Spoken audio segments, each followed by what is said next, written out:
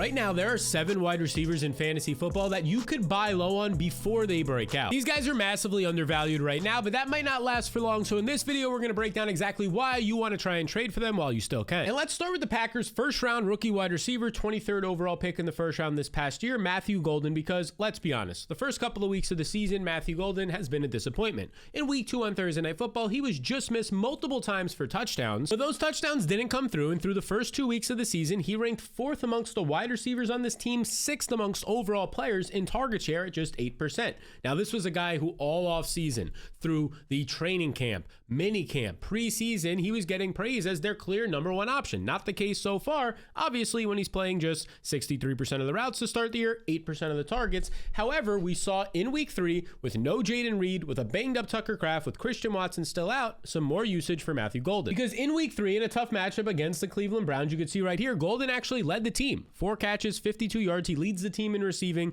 He leads the wide receivers in targets in this game. Only Josh Jacobs, the running back, had more catches with 5 on 9 targets. And Matthew Golden started to kind of stand out a little bit. By now, you've probably seen this play if you watch football, but this was his big 30-plus yard reception when the Packers were backed up in their own goal line. And look at this. He catches it down the right sideline. And for some reason, he's not led properly. It could have been led a little bit better. But look at this. Where he catches the ball right here, and he has his second foot down, he does not cut it upstream, or upfield, I should say. Obviously, the momentum is pulling him out of bounds, but he has 4 to 5 steps there to kind of regather himself, and he doesn't. That would have been a 90-plus yard touchdown. Obviously, if he has that 90-plus yard touchdown, if Jordan Love doesn't miss him in week 2 on Thursday night for a wide open 50-plus yard touchdown, it's a totally different story. You probably can't buy low on Matthew Golden right now. I mean, people are viewing him as like a fantasy bust right now because you had to take him in like the 8th or maybe 9th round of your draft. Not the case. He's been getting open. He leads the NFL and Packers wide receivers right now in separation. And this past week, he led the team with 16% of the targets. He was second on the team, a top 2 receiver behind their number 1 Romeo Doubs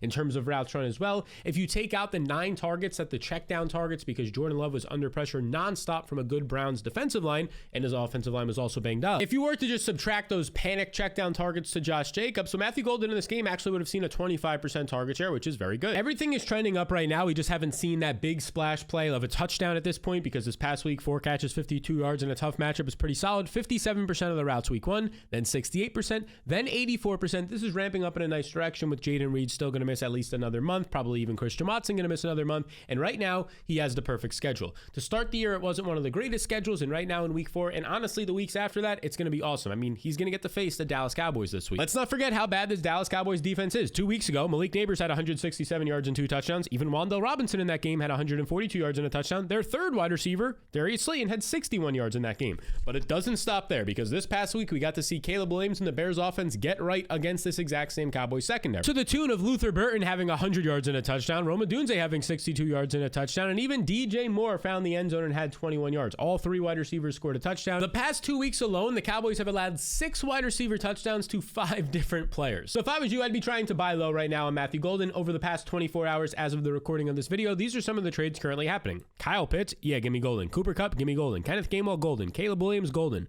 Travion Henderson, that one's kind of a toss-up. I'll probably lean Golden. TJ Hawkinson, Golden. Trey Benson, I want Trey Benson there. Trey Benson is probably a top 50 overall player rest of season, but for the most part, you can get Matthew Golden right now fairly cheap. Now, the next guy you should go out and buy, because most people are considering Quentin Johnston a sell high, the Chargers' potential number 1 receiver right now, and I don't think that's the case at all. A lot of people coming into the season saw Quentin Johnston as maybe the wide receiver 3, maybe even wide receiver 4 behind Trey Harris on this team. Right now, he's literally operating as the number 1 option for Justin Herbert. I mean, after all, he leads this team in receiving yards. This past week, another 6 catches, 89 yards, 14.8 yards per reception. He leads the Chargers as well, averaging 17 yards per catch right now. So far on the season, through 3 games, 27% of the targets are going to Keenan Allen. Okay, a lot of those are in the short areas of the field. 22% are going to Quentin Johnston, just 21% to Ladd McConkey. Now, who knows if this keeps up over the course of 17 games, but for the first 3 games, I don't see why it won't. Quentin Johnston is making plays at all levels, especially downfield right now, and Justin Herbert is trusting him, and Justin Herbert is playing like the best quarterback in football, and they're throwing the ball way more than people expected. This is where Quentin Johnston currently ranks in overall counting stats through 3 games.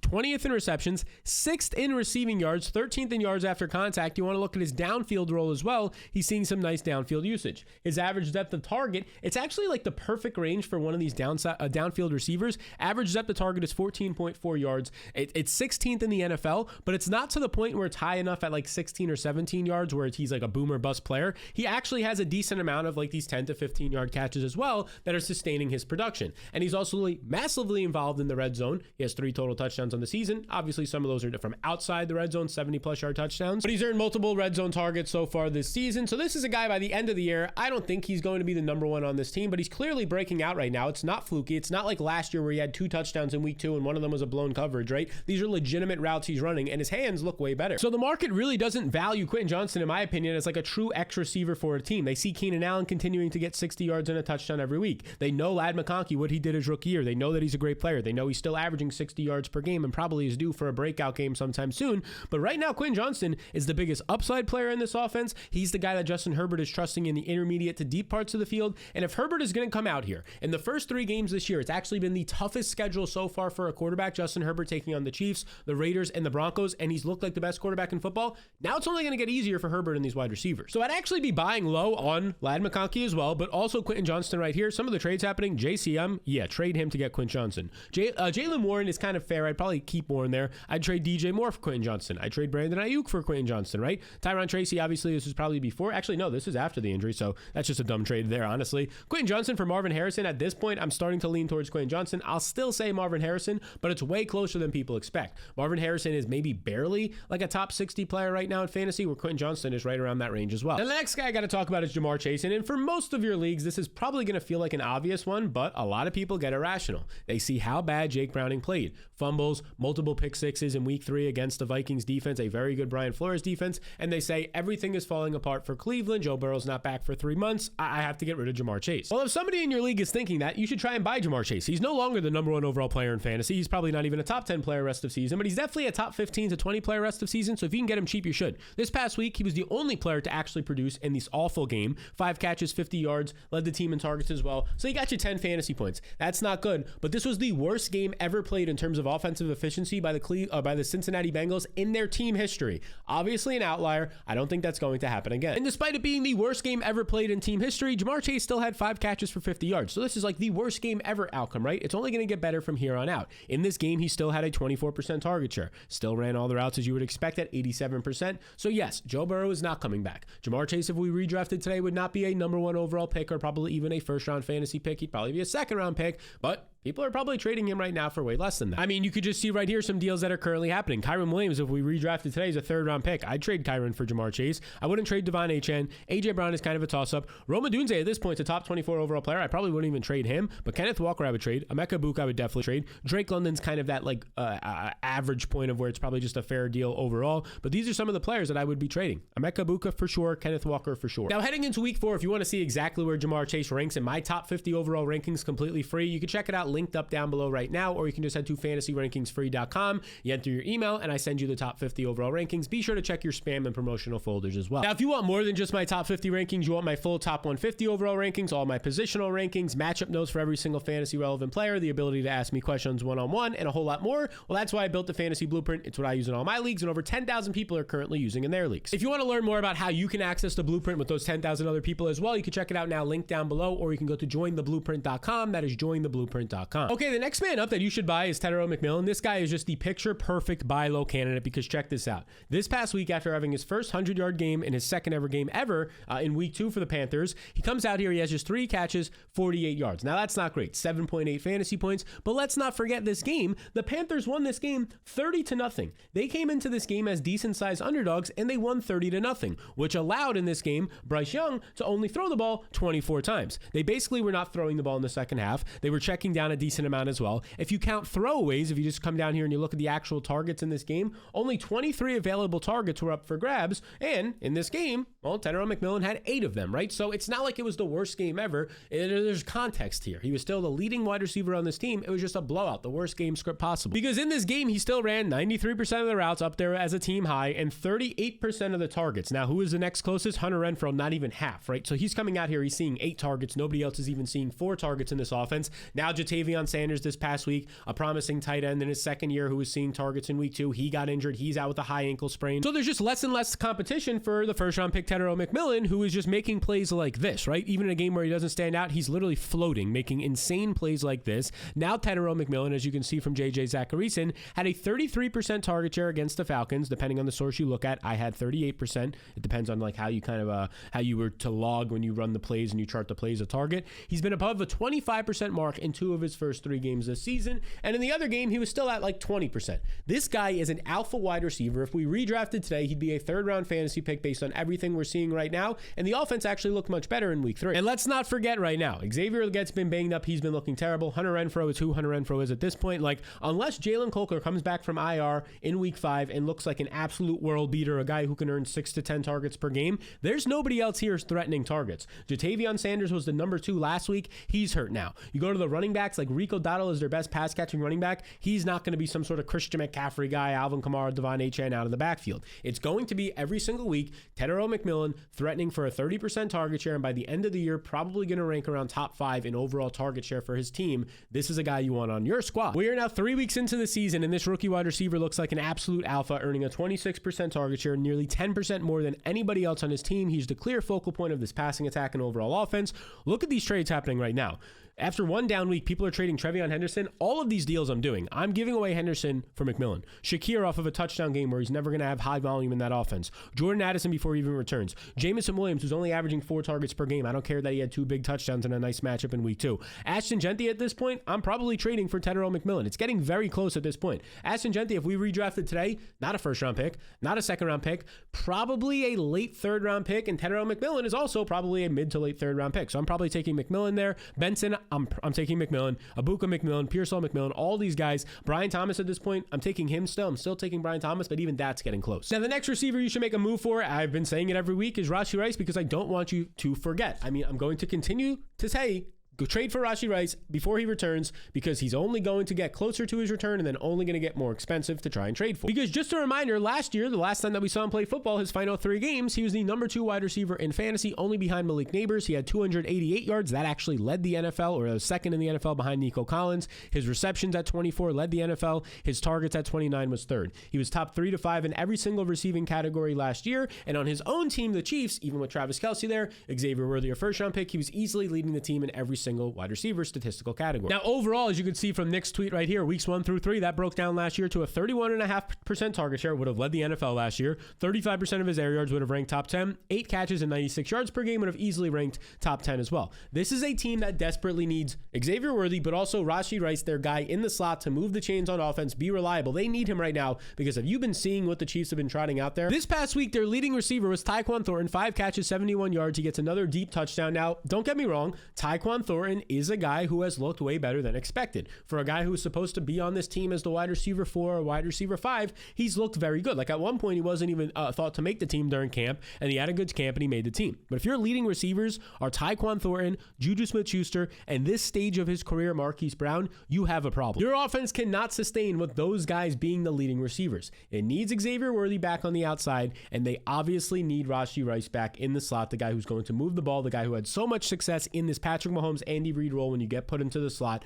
We saw Xavier Worthy to end last year have success in that role. We saw week 1, Marquise Brown get moved into that role and see 16 targets. That role in this offense just breeds fantasy points. As of right now, and just a reminder, Rashee Rice was suspended the first 6 games of the year, but while he can't practice, he's allowed to participate in meetings, ramping up to his week 7 return as of week 4, approaching this week. So now he's back with the team, not able to practice, but he's only a couple of weeks away from returning. If you're in a league where the guy who has Rashee Rice is either 0-3 or 1-2 or like a soft 2-1 with not a lot of fantasy points, he's just gotten lucky. Right now is the time to send the trade, especially if you have a winning record in your league, especially if you're undefeated. Because I genuinely believe that Rashee Rice, once he returns, will be a top 25 overall player rest of season. So here we go right now. Travis Etienne, I'm trading for Rice. J.K. Dobbins, yes, I'm trading for Rice. Definitely Pollard, definitely Scatterbull. All these guys right now. Drake London, I'm keeping Drake London there. Tetairoa McMillan is close. Those guys are very close, neck and neck at this point. Jalen Warren, I'm trading for Rice. Ashton Genty at this point is very close. I currently have in my rest of season top 150 rankings, which is part of the fantasy blueprint, one of like the many tools that you get,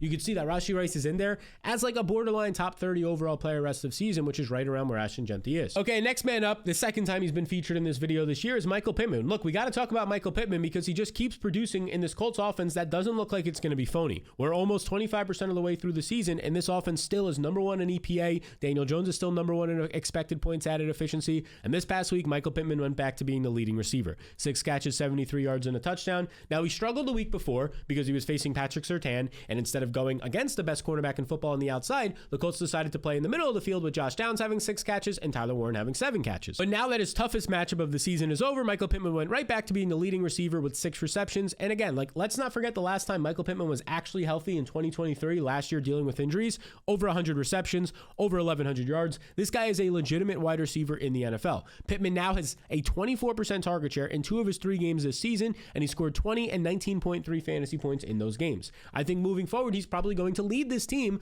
more times than not at the wide receiver position in target share, ahead of Alec Pierce, who now has a concussion, ahead of Josh Downs, and ahead of Adonai Mitchell. So far on the season, he's averaging 6.3 targets per game. I assume that will only go up. And again, last year was a bad season because in week 3, he had a strained back. Some people reported it was a broken back. He played through this the entire season, but he obviously was not the same player. If you scroll up to where he finished last year compared to the previous season, I mean, he was a top 15 wide receiver in fantasy the year before that, and then he just jumps down all the way to wide receiver 44. I'm pretty sure this had to do with playing with the least accurate quarterback in football history in Anthony Richardson and having a strained to potentially broken back. We are now 3 weeks into the season, and Michael Pittman leads the team running 88% of the routes, and he leads the team with a 22% target share ahead of Josh Downs, who's only at 16%. This offense, to me right now, is number 1, Michael Pittman in the pecking order, number 2, Tyler Warren in the passing attack, and then number 3, depending on matchups, either Josh Downs more times than not or Alec Pierce downfield. So he is coming off of a good game, so you might have to buy high a little bit, but maybe people are thinking they can try and sell him, not thinking it's sustainable. Dalton Kincaid off of his big Thursday night football game, yeah, trade him for Michael Pittman.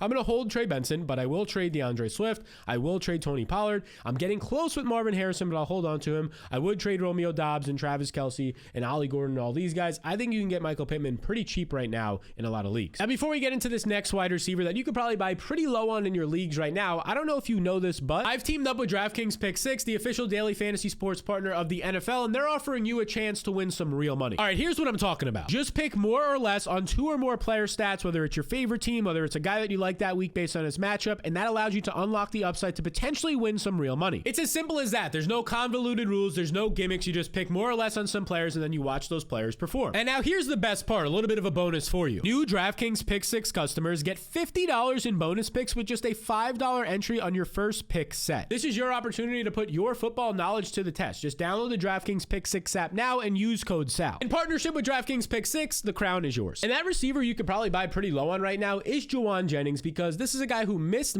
week 3 with an injury. He was banged up in week 1, but in week 2, his only game that he's played a full allotment of snaps, led the team 5 catches, 89 yards, a game-winning touchdown as well late, 17.8 yards per reception. He looked absolutely fantastic out there with Mac Jones in that game, and now Jauan Jennings is trending to play this week. As of right now, he's day-to-day. Brock Purdy is trending to play this week, and let's not forget, last year to close out the season, the final 13 games for Jauan Jennings when he was healthy, he averaged almost 15 fantasy points per game, a top 24 fantasy receiver on 8 targets and 67 receiving yards per game. The majority of those games, 12 out of 13, were with Brock Purdy. Brock Purdy loves throwing to Jauan Jennings, especially on third downs and in key situations, and also Kyle Shanahan loves scheming up Jauan Jennings. Now, I will say a lot is changing in this offense. Ricky Pearsall looked awesome last week. Demarcus Robinson is returning from a suspension. In a couple of weeks, they're probably expecting, if I can find him, to get Brandon Ayuk back, and in hopefully like 1 or 2 weeks, they're also going to get George Kittle back. So a lot is changing in this offense. That means you should not overpay by any means for Jauan Jennings.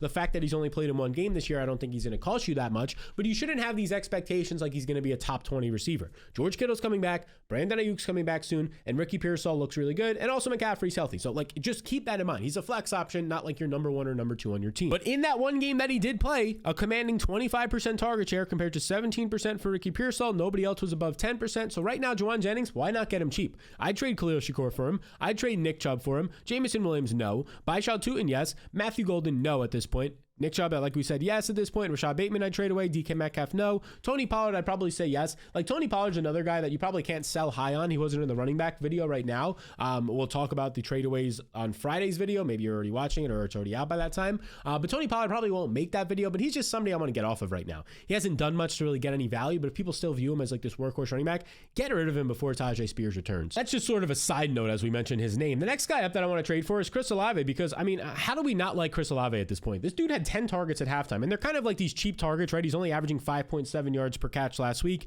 10 catches, 57 yards. This is mostly a PPR and maybe half PPR format type of a play, but the volume that he's currently getting is insane. He leads the NFL in targets with 37. Yeah, this isn't a good offense. Yeah, his quarterback isn't good, but when you're getting a 32% target share on a team that is running top 5 most plays in football right now, yeah, that's probably pretty good. Top 5 in target share, number 1 in overall targets. It's hard to ignore what's happening. And here's the deal. Like, Chris Olave has all these targets right now, and he doesn't have any receiving touchdowns. Those receiving touchdowns are coming. He's actually been missed twice this season on a receiving touchdown by his quarterback, Spencer Rattler. That's eventually going to balance out. This is a guy averaging 13.2 PPR points per game. He's a top 24 fantasy receiver without a touchdown. If he would have just scored 1 touchdown this year, he'd be a top 20 fantasy option right now. And when you're getting 37 targets in 3 games, the touchdowns are going to follow. I wouldn't be shocked if in week 4, this volume regresses to the point where he's having multiple scores. And just check this out by JJ Zacharyson. Chris Olave, he's seen target shares of 31%, 29%, and 34% over his 3 games this year. That's obviously insane. He has a quarterback in Spencer Rattler, who, if we scroll down to it, he hasn't been playing great, but as of right now, completing 67% of his passes. He's just kind of running the offense that's been given to him. Sure, they're getting down big in games, but 40 pass attempts per game, 3rd most in the league. Right now, Kellen Moore, the new coach, the new play caller here, he's running a ton of plays. It doesn't seem like he wants to take Spencer Rattler out of these games right now. They're just running this short passing attack, and it's helping Rashid Shaheed, it's helping Juwan Johnson, and it's also definitely helping right now Chris Olave. Some of the trades that you can see currently happening for Chris Olave: Calvin Ridley, I'd trade away to get Olave. Jalen Waddle, I'd trade away to get Olave. Swift, yes. Devontae Adams, no. Brian Thomas, no. Javonte Williams, it's kind of a coin flip. I'd probably hold on to Javonte there. Ricky Pearsall, you could probably get more than Chris Olave. That's sort of a neutral deal. Chuba Hubbard, I'm to the point where I'm probably trading him very soon, if not right now, for Chris Olave. His role is kind of diminishing at this point, losing significant and key reps to Rico Dowdle. Now, this next player isn't a wide receiver, but I wanted just to mention Jake Ferguson. It's the last one here because this is a guy who has been Dak Prescott's security blanket. In 2023, he led all tight ends in red zone targets. 2024, he got hurt, Dak got hurt, but right now we're seeing it yet again. Just this past week alone, he had 13 catches, insane, for 82 yards on 14 targets in a game where CeeDee Lamb ends up getting hurt, and they have to rely on George Pickens, who had 68 yards his own right and a touchdown, but mostly Jake Ferguson underneath for 13 targets. Now, that's very key. The dude literally had a 31% target share. Now, that's not sustainable, but I wouldn't be shocked if we see a lot of these games moving forward where we're seeing a 20+% target share, because right now, number 1 amongst all tight ends in targets, the number 1 tight end in fantasy points per game through 3 games, having a 25% target share. When Dak Prescott's healthy, with how bad their defense is, he's going to be throwing 40 times a game. Jake Ferguson, especially while CeeDee Lamb is out for the next 3 to 6 weeks, whatever it ends up being, Ferguson's going to be seeing 8 to 10 targets a game. Outside of Trey McBride and maybe Brock Bowers, no other tight ends are going to hit that type of volume. And here's another tweet from JJ Zacharyson. Ferguson has seen his target shares rise each week. 18% is great for a tight end. 23% is elite. 32% is unreal. Probably never going to be matched again this year by Ferguson, but maybe it will be with CeeDee Lamb out. This is a guy that's probably not going to be cheap to get, but he doesn't have that name value. His name is not George Kittle. His name is not Brock Bowers or Trey McBride. People might see the points he's putting up and say, he's not going to sustain that, and maybe you can get him for cheaper than you should. And here's the deal. The touchdowns really have not followed at all yet, right? This is a guy who in 2023, like I mentioned, led all tight ends despite missing some games in red zone targets from Dak Prescott. And that was a season where CeeDee Lamb was going out there and dominating, and now he's not. Jake Ferguson is a guy who is due for a touchdown. Didn't have a touchdown all of last year despite having, 86 targets? Yeah, 86 targets last season. Doesn't have a touchdown this year on 32 targets. I think a touchdown is coming. In week 4, he faces a Packers defense that can get pressure, that can rush Dak Prescott. So if you're going to have to dump the ball off quick, some tight end screens or just some short area targets, that's where Ferguson is going to be. You can see some trades happening right now. Mark Andrews off his big game. Yeah, trade him to get Jake Ferguson. Isaiah Pacheco, definitely a kicker, and Spencer Schrader right here from the Colts. DeAndre Swift at this point. I'm probably holding on to Swift here still. Keon Coleman, I'm trading for Jake Ferguson at this point. I don't want any of these Bills players, honestly, besides James Cook or Josh Allen. All of them are just who's going to get the 4 or 5 targets and who's going to score the touchdown, right? None of them are that viable fantasy options, including Khalil Shakir and Keon Coleman. So these are the wide receivers and 1 tight end that you should try and trade for. Now, if you want to see the running back version of this video, the 5 running running backs who are about to explode in fantasy football, and you should try and trade for them before that happens and before week 4 begins. You can check that out right here. I think this video will help you a ton. And oh yeah, before you leave, also hit the subscribe button. We're so close to 200,000. I appreciate you all a ton for doing that. It takes just 2 seconds.